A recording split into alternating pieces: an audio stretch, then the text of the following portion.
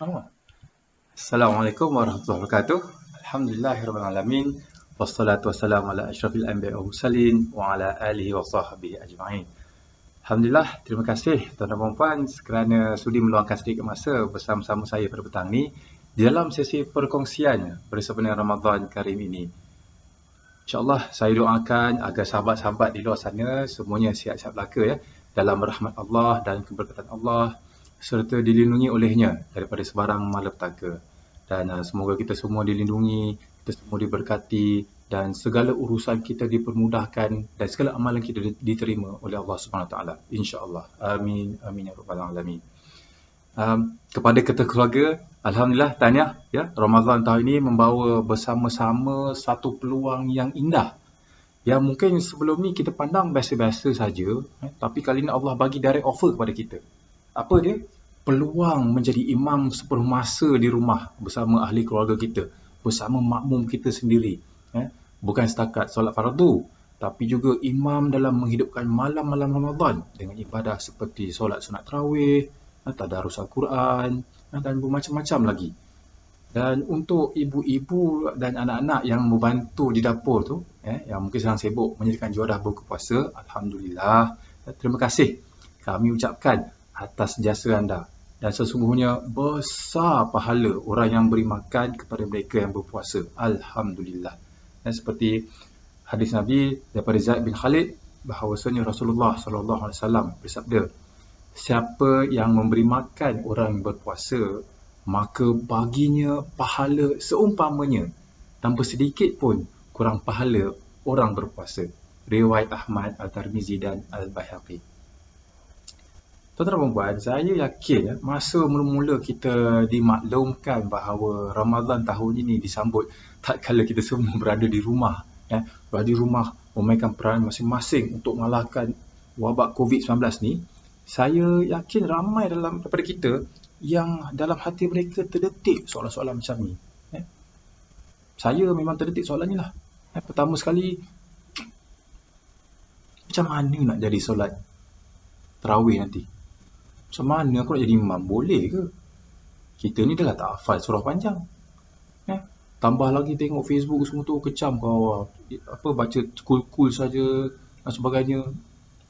Sah ke? Tak pun mungkin soalan yang memainkan hati anda ialah macam mana persiapan untuk berbuka? Sedap ke masakan aku? Dan waktu PKP ni tak bazar Ramadan pun tak ada. Jadi kita pun biasalah setahun sekali makan, tiba-tiba tahun ni tak dapat. Kita pun dah fikir macam mana nak dapatkan menu wajib berbuka ni. Bagi mereka yang di perantauan yang mungkin dah lama tak balik kampung, mungkin soalan ni bermain di dalam benak mereka, tahun ni takkan beraya kat rumah. Macam-macam lagi.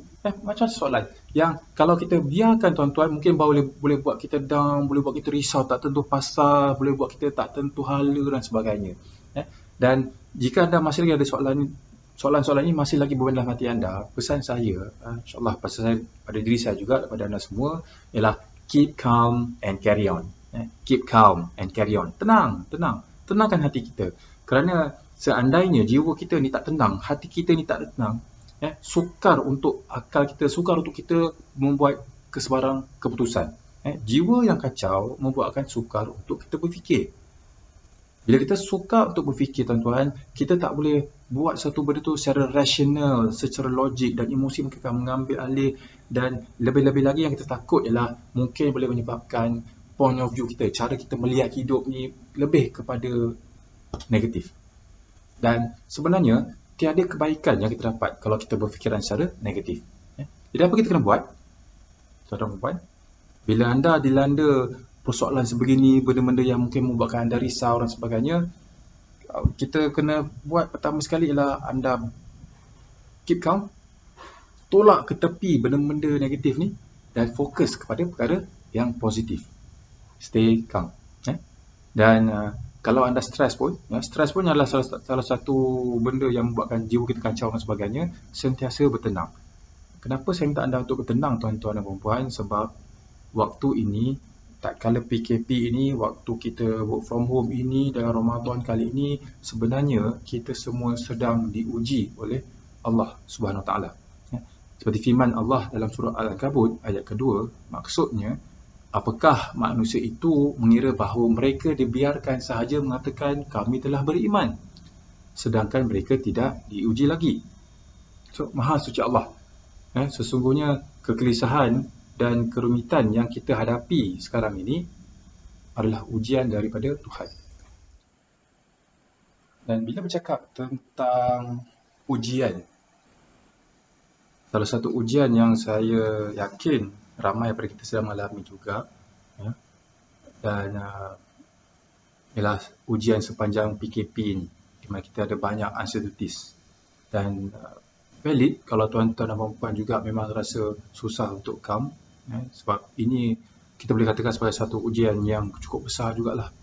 Dan kalau saya boleh berkongsi, tuan-tuan dan puan-puan, sebagai seorang ketua keluarga, selalu jugalah saya terduduk dan termenung jauh seorang diri memikirkan tentang salah satu perkara penting ataupun salah satu perkara yang besar sepanjang musim PKP ataupun selepas COVID-19 ni, iaitu tentang ekonomi rumah tangga. Dan saya yakin ramai juga yang senasib seperti saya, yang tanpa kita sedar kadang-kadang sedang kita duduk tu termenung jauh gitu, memikirkan tentang perbelanjaan dapur, perbelanjaan persiapan Ramadan, dengan nak rayanya lagi, dan sebagainya. Dan saya yakin malahan juga di luar sana, Masya Allah, ramai juga sahabat-sahabat kita yang sebenarnya sedang diuji dengan ujian yang berat, tapi mereka masih lagi mampu senyum. Bagi kita mungkin, bagi mereka biasa-biasa saja, tapi sebenarnya apa yang sedang mereka hadapi itu hanya Allah saja yang tahu tentang isi hati dan perasaan mereka. Dan betapa mereka sebenarnya diuji dengan ujian yang berat pada mereka pada waktu ini. Dan kepada sahabat-sahabat yang sedang diuji, terutamanya, sabarlah, insyaAllah. Ini semualah ujian sementara. Rezeki itu besar. Teruskan berdoa kepada Allah. Jadikan peluang ini sebagai peluang untuk kita membagi diri kita menjadi lebih baik, lebih bagus, dan juga menjadi hamba yang lebih sabar dan lebih berharap kepadanya. Dalam kekalutan waktu-waktu ini, tuan-tuan dan puan-puan, saya teringat beberapa perkongsian yang saya buat bersama rakan-rakan di kedai tenaga TNB tahun lepas. Waktu itu, kalau tuan masih ingat, mereka dilanda permasalahan yang mana pengguna mendapat bacaan bil tinggi, yang menyebabkan rakan-rakan saya di TNB terpaksa mengambil langkah proaktif untuk membantu dalam pembacaan ataupun pengiraan semula bersama pelanggan-pelanggan yang terlibat. Dan waktu itu mereka sangat stres. Kenapa? Sebab benda tu berlaku di hujung Ramadan, dan mereka terpaksa kerja lebih masa, sehingga ada yang balik dari pejabat tu, time tu memang dah nak dekat buka puasa lah. Ada yang bercerita pada saya, Cik Zamil, buka puasa dalam kereta je, kurma semua dah standby dalam kereta lah time tu. Lepas tu nak dibuat ceritanya lagi, peristiwa tersebut berlarutan sampai ke Syawal. So bagi mereka sambutan Aidilfitri itu tidaklah semeriah mana, sebab banyak jemputan rumah terbuka terpaksa ditolak. Mereka lebih banyak menghabiskan masa di pejabat dan sebagainya. Dan waktu itu memang sangat stres. Jadi apa kami buat adalah kami kongsikan dengan mereka bahawa stres ini adalah ujian daripada Allah. Alright? Dan dalam Al-Quran, dalam Al-Quran, Allah ada highlight benda ni. Ada kalimah Allah mengatakan tentang benda ni, dan since benda dalam Quran, maka ia adalah janji pada Allah. Janji pada Allah. Ayat mana yang saya nyatakan di sini ialah, mari kita tengok bersama-sama ayat pada surah Al-Insyirah. Mari kita baca. A'udzu billahi minasyaitonir rajim. Bismillahirrahmanirrahim. Alam nashrah laka sadrak wa wada'na 'anka wizrak alladhi anqadha zahrak wa rafa'na laka dhikrak fa inna ma'al usri yusra fa idza faragta fansab wa ila rabbika farghab. Sadaqallahul azim. Saya nak bawa pada ayat ke-5 dan ayat ke-6. Dalam surah Al-Isyrah ni Allah mengatakan, sesungguhnya tiap-tiap kesukaran ada bersamanya kemudahan. Sekali lagi diulang bahawa sesungguhnya tiap-tiap kesukaran bersamanya kemudahan. Jadi apa yang terdapat dalam surah ini, tuan-tuan dan puan, ialah Allah sendiri telah berjanji bahawa bila diberikan sesuatu kesukaran kepada kita, diberikan sesuatu kata benda yang susah, benda yang rumit, sebenarnya bersama-sama tu ada kebaikan yang Allah berikan pada kita. Jadi macam saya cakap tadi, keep calm and carry on. Bila anda dalam situasi yang membuatkan anda gelisah, anda dalam situasi yang membuatkan anda stres, anda rasa susah sangat, ingat janji Allah ini, bahawa sesungguhnya tiap-tiap kesukaran bersamanya kesenangan ataupun kemudahan. So kita fokus pada benda yang positif, kita fokus pada benda yang okey, aku dalam kesusahan, yes, aku dalam kesusahan, aku dalam kesukaran, but I need to do something. Aku kena buat sesuatu supaya janji Allah ini dapat dilaksanakan. Kerana kita berpegang teguh dalam kesukaran ini, bersamanya ada kemudahan. There is always a silver lining of cloud. Jadi bila kita berkongsi ayat tersebut, tuan-tuan, saya secara peribadinya pun, bila saya dalam kesusahan, dalam saya menghadapi kegusaran, orang kata jiwa kacau, bila ulang ayat itu, saya hayati ayat tersebut, tuan-tuan, sedikit sebanyak beban di bahu ni terangkatlah sikit. Risau di hati ni hilang sedikit demi sedikit. Takut kita manusia ni takut tu sedikit demi sedikit diganti dengan keberanian. Jadi persoalannya, kenapa sedikit? Kenapa tak pum betul ni? Sebab bukannya saya tak yakin, sebab janji Allah itu pasti. Cumanya dalam kita nak yakin tu, datang pula kesedaran yang sebenarnya diri ni banyak kekurangan. Kita nak mengharap pada Allah, kita nak mengharap bantuan, tapi kita sendiri tak jaga hubungan. Banyak lumpung dalam amalan hidup seharian kita, sama ada di rumah ataupun di pejabat atau di tempat kerja. Bila fikir balik, kadang-kadang kerja 8 jam tapi ada kalanya tak cukup 8 jam. Mungkin kita kadang-kadang telah diberi satu tugasan tu, kita tak buat sehabis baik. Walaupun gaji kita dapat, tapi kita tak beri seperti yang dikendaki. Tapi Alhamdulillah, Allah masih sayang pada kita. Tuhan itu Maha Pengasih lagi Maha Pemurah, Maha Mengasihani. Jadi Madrasah Ramadan ni telah kembali menjelang, dan Alhamdulillah kita dalam minggu yang pertama, insyaAllah kita telah diberi peluang oleh Allah untuk pertama sekali untuk memperbaiki hubungan kita dengan Allah. Dalam bulan Ramadan ni, seperti yang sahabat saya Tuan Haji Nur Razmi kongsi dalam seri sebelum ini, ialah datang Ramadan ni hati kita senang je untuk beribadat. Hati kita ni senang saja untuk membuat kebaikan.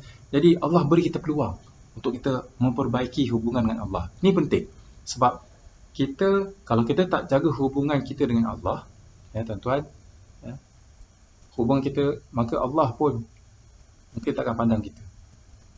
Sebab kita kena ingat, Allah tidak rugi apa-apa pun kalau kita tak sembah, kalau kita tak jaga hubungan Allah. Tapi sebenarnya kalau kita yang sebaliknya, yang akan rugi adalah kita. Sebab kalau kita tidak menjaga hubungan, maka semakin lama semakin jauh kita dengan Allah. Semakin lama jauh kita dengan Allah, semakin banyak nikmat tu yang kita mungkin tidak dapat ataupun tidak dapat rasai dengan hati gembira dan puas. Itu pertama. Kemudian yang kedua, waktu Ramadan dan juga especially waktu sepanjang PKP ini adalah waktu untuk kita perbaiki hubungan kita dengan pasangan dan ahli keluarga kita. Gunakan kesempatan ini, tuan-tuan, bawa mereka bersama-sama, ajar mereka, didik mereka, belajar daripada mereka, belajar bersama-sama, kenal isi hati, right? Sebab kita ni ikutkan dah setiap hari dah dekat sebulan lebih, 24 jam di rumah bersama anak-anak, bersama isteri, bersama suami dan pasangan masing-masing. So inilah waktu sesuai untuk kita mengenali, untuk kita memahami. Bagi mereka yang sebelum ni mungkin sibuk di luar rumah bekerja, sekarang anda ada di rumah, gunakan kesempatan ini. Dan paling penting sekali dari segi organisasi, Tuan-tuan, kita juga Allah dah beri kita peluang untuk kita mendidik diri kita untuk memperbaiki disiplin diri kita sepanjang work from home ni. Kalau dulu pergi pejabat, ada bos tengok. Sekarang tak ada. Sekarang kita sendiri yang kena berdisiplin. Kena pastikan apa sahaja amanah yang diberikan tu kita laksanakan. Ya. Jadi, Alhamdulillah, banyak sebenarnya benda yang kita dapat perbaiki, yang kita perolehi sepanjang Ramadan dan juga sepanjang PKP ni. Jadi tuan-tuan, jangan risau, ya. Jangan rasa gusar, jangan panik, jangan sedih sangat, ya. La tahzan. Yang penting kita keep calm and carry on.